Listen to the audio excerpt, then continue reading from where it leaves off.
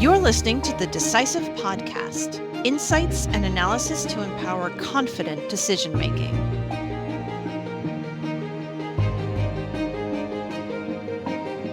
Hello, I'm Susan Minio, Head of Strategic Engagement. Labor, wages, and employment numbers are top of mind for many of us. Despite some areas of stability, the overall outlook is a cautious one. Today, on The Decisive, we have Emily Crowley, a global labor economist and the head of our pricing and purchasing team. She'll discuss what all of these numbers really mean for your organization. While we're starting to see a rapid correction in some of our commodity prices, given the weakness that we're seeing out of China, labor is a much slower boat. And while we're seeing improvements, it's going to take a long time to get back to what we would have previously considered kind of normal as far as wage escalation.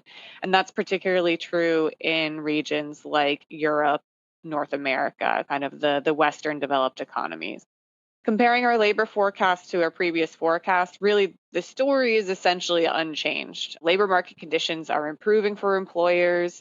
We're seeing wage growth start to slow. Really, this is a lagged response to high interest rates coming through to weaker demand. Unemployment rates is sticking higher. Job vacancies are starting to fall because there's less optimism by employers and less about the economy and pace of future growth, right? So there's less hiring that's going on. One area I would highlight that is kind of bucking this trend is unemployment rates. Again, this is by kind of country, looking at Q2 2019, 2022, 2023, 2024. 2019 is in there as kind of the reference benchmark of pre-pandemic before we had this massive labor market disruption. Pretty much you can see for most of these economies, we're starting to see a little bit of a U shape. That unemployment rate in Q2 in 2024 slightly higher than where we were at the same time last year. The outliers, like I mentioned, in Latin America. So we've seen a stabilization in Mexico. But if we look at Brazil, we continue to see tightness there. And really that's a function of Brazil in particular. Chile were countries that really began cutting interest rates. They were on the leading edge of this as opposed to US, which now is on the trailing edge. Another big thing is this switch in sentiment, right? But we have seen less business confidence in growth for 2025.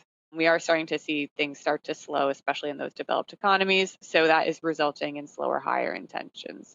We're seeing employers are exercising caution. We haven't seen mass layoffs. There have been some industries and some sector, thinking about, the tech industry in particular, where we have seen kind of an uptick in layoffs or job reductions. But as we continue to move forward and start to see unemployment rates moving higher, and that's this kind of feeling that if I let people go now, I'm not going to be able to find a replacement, that's been leading to this kind of a job retention, job hoarding. We might see some further relaxation and a little bit more churn entering those labor markets. So again, not a great news for employees, but from an employer standpoint, those hiring conditions should be getting a little bit better. If we look at our long-term wage trend, and this is something that I want to highlight, is that if you look compared to 2019, when we look at what real wages are going to be doing, so that's wage growth minus inflation, those profiles are slightly higher. And again, it's going to be reflecting this issue that even though right now we have this softer demand picture, the worst of the labor crunch is over, there are still some policy issues, structural issues that are going to underpin and keep that wage growth profile a little bit stronger. But for now, at least in the near term, because we've entered the softer demand environment, the worst of the labor crunch is over. So job vacancies essentially is we have all of these job postings out published. We're trying to recruit people, but this is the percent of total jobs that are going unfilled each month, or in this case, each quarter. These statistics are not widely available, unfortunately, for every country, but I've tried to pull. We've got EU 27, UK, US, Canada, Japan, and Taiwan, so we can at least get a little bit of the regional flavor and what's going on. This is really, job vacancies has been the number one thing that we've been tracking as far as how tight our labor markets, because the wage increases are really a function of better employee bargaining power, and this is a power that employees didn't have for really since the Great Recession. And they have been leveraging that power through stronger and higher wage negotiations. So not having positions filled, especially if you're in an industry like construction, manufacturing, means that orders aren't getting filled, means that that's direct dollars that aren't coming in. So that typically tends to be more painful than some of the wage increases. Now, what do wage increases mean from an inflation standpoint? I mean, it does mean that we're looking at a higher floor of cost. But one of the things that we've seen really kind of materialize over the first half of 2024, and we expect to continue, is this rapid deceleration in this openings rate. And we're actually sitting at, or in some cases, slightly below where we were pre-pandemic. So again, this is more a metric of labor demand. The demand curve has shifted inward. So we're not seeing the same kind of push by employers to hire. The urgency is not there. That said, and I've said this before, that does not mean that labor issues are solved, right? This is a temporary kind of transition that we're in right now that's linked to high interest rates. High interest rates are not going to be around forever, and we've already started to see that policy reversal. So in the future, not for 2025, not for 2026, but thinking 3 or 4 years down the road, we'll start to see demand pick up and some of this hiring pick back up. And because we have been in this area of structural shortages, that means that the situation where we have had labor shortages, we might revert back to that actually fairly quickly. But if you look at them in context of where we were in 2019, most regions are well below where we were in 2019, meaning that there is still a fair amount of tightness in labor markets that once we start to have demand pick back up will result in, again, that labor crunch, that shift in bargaining power to employees, and that slightly higher acceleration in wages. The other thing I'd say on the demand side is that, the declines that we've seen have not been consistent across countries or across industries. I've pulled out a couple sectors to take a kind of closer look at, but in generally high interest rates tend to have a pretty big impact on anything that you're doing through borrowing money. So we've seen construction hit in particularly hard. One thing that stands out here really is how poorly Germany has been doing compared to its peers. So this is looking at the declines in vacancies we've seen since 2024. So we've seen that pretty quick decline in those vacancy rates there.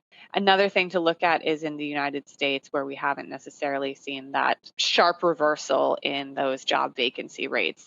In the United States, why that's the case, what makes us so special, really, again, it comes to all of the policy measures that were put in place: fiscal stimulus, Inflation Reduction Act, Infrastructure and Jobs Act, CHIPS and Science Act, right? All of those were massive spending policies linked to construction.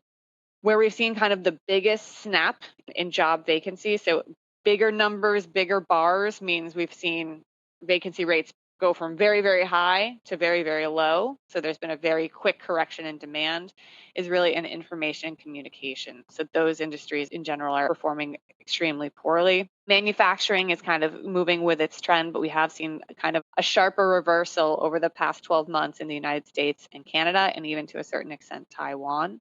And then again, looking at the professional business and technical activities sector, that tends to be moving in line, but we have seen bigger pullbacks in Poland. What we're starting to see as we move into 2024 and 2025, and when we think about wage growth and we look at some of the escalation rates that have been coming in, is how high this wage escalation has been compared to previous periods. But like I mentioned, labor markets are lagged. So this is really the lagged impact of inflation coming through and employees using their better bargaining positions to recoup some of those wage losses. Germany stands out as one of the countries where employees saw a lot of deterioration in the purchasing power of their wages. And that's one of the reasons when we look at the news, right, we're starting to see more kind of push in Germany by unions to recoup those real wages. France, not hit as hard. United Kingdom, again, not hit as hard. UK had some really strong minimum wage growth that helped protect employees. Poland similarly pursued a policy of very strong minimum wage growth, which actually kept real wages at least flat. And now we're looking at stronger real wage gains. Turning our kind of view to North America and Latin America, again, we got real wage losses in the United States and Canada. Mexico has maintained very strong real wage gains. And again, this is linked to a policy of minimum wage increases I'll talk about in a moment. And Brazil, again, had very strong real wage losses in 2021, but is starting to recoup those losses already. In Asia, one thing I want to highlight here is that China is an outlier when we look at kind of the inflationary spiral that the rest of the world experienced. China has actually seen relatively modest inflation. So this is a country that has continued to experience some very strong real wage gains.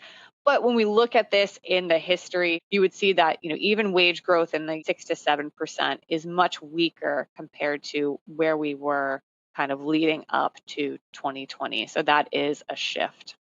So what will keep wages higher for longer? One thing I've already mentioned is that many governments are lifting minimum wages. The European Union in 2022 set a directive, and this is guidelines. There's no enforcement mechanism, but we have seen more countries start to announce minimum wage increases to be compliant with this guidance. And the goal or the suggested target would be that wages should be either 60% of the median wage or 50% of the average wage. And one I would highlight here is Germany, which we're seeing that proportion of average monthly earnings, the minimum wage proportion of average monthly earnings, is sitting below that 50% threshold. The labor minister in Germany did announce that he thinks that Germany should target a 15 euro minimum wage. Right now, it's sitting around 12 euros. So that would be a very significant increase and would have knock-on effects for other areas of the economy. Again, that has not been passed, but it was just a piece of evidence there. Another area to highlight is Mexico. So Mexico, under the administration on Andres Manuel Lopez Obrador, he's part of the Morena party. He is leaving office. President-elect Claudia Sheinbaum will be taking office in October. She has announced commitments to continue minimum wage increases. Under AMLO, the minimum wage increase in Mexico nearly tripled over his 6-year term.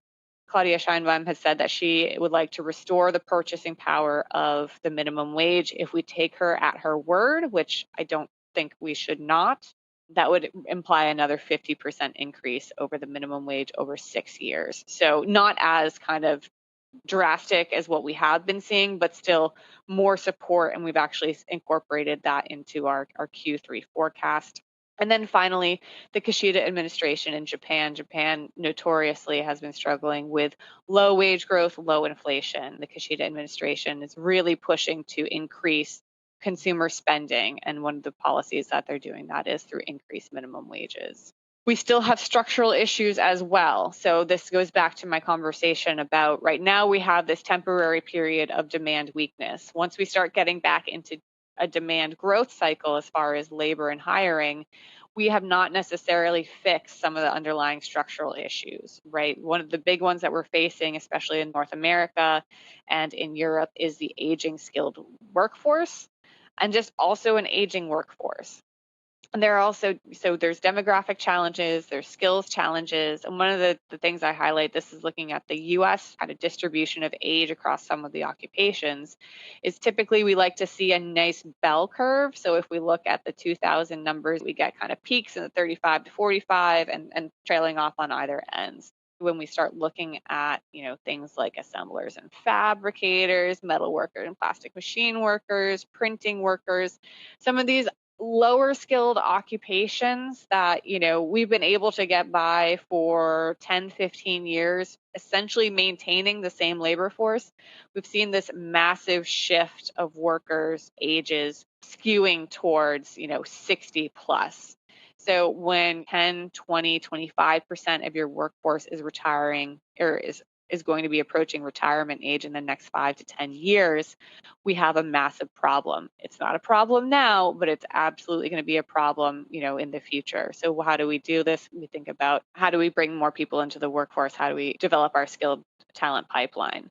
Additionally, we have these new industrial policies that are creating demand for new labor force. We're seeing this in the green energy transition, whether that is manufacturing of green materials, installation of solar panels, building out, and then also staffing battery plants, all of these sorts of things, right? This is a labor force that doesn't exactly exist right now. So we're starting to see, we still have these pockets of demand first. Also, AI technology. This has its ups and its lows, but again, it's a new technology. It's a disruptor. You're going to be needing people to staff these AI technology firms, be skilled in the correct usage of AI technology. Again, so a little bit more of disruption that can create some friction in labor markets as well.